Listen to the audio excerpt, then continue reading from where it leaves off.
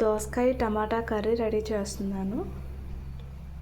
Gas వెలిగించుకొని pan పెట్టుకున్నాను అనమాట. ప్యాన్ హీట్ అయింది. సో ఇప్పుడు ఆయిల్ యాడ్ చేస్తున్నా.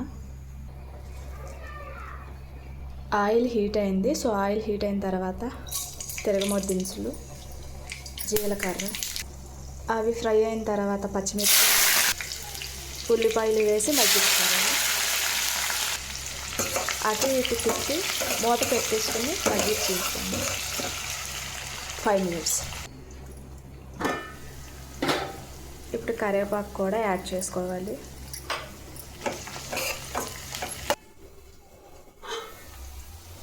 ఉల్లిపాయ, పచ్చిమిరపకాయ, కరివేపాకు ఫ్రై అయినాయంట. ఇప్పుడు టమాటాను, దోసకాయ యాడ్ చేసుకోవాలి.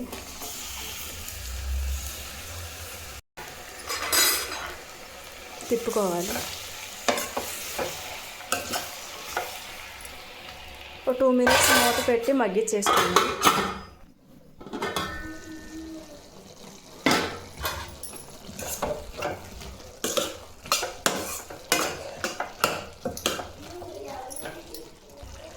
ఇప్పుడు కొంచెం సాల్ట్ అనేది యాడ్ చేసుకుందాం.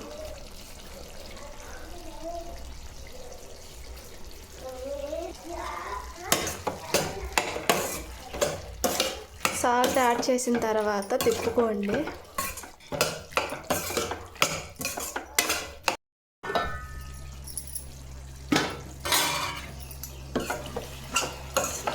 వేస్తున్నాను కొంచెం లైట్గా.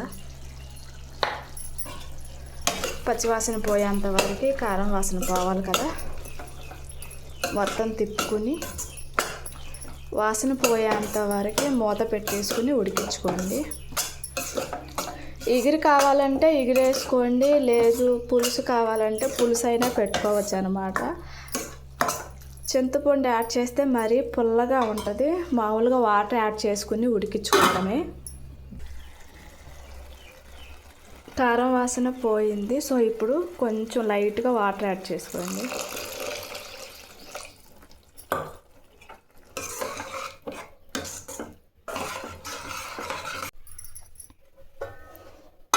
మూత పెట్టేసుకుని ఉడికించుకోవాలన్నమాట.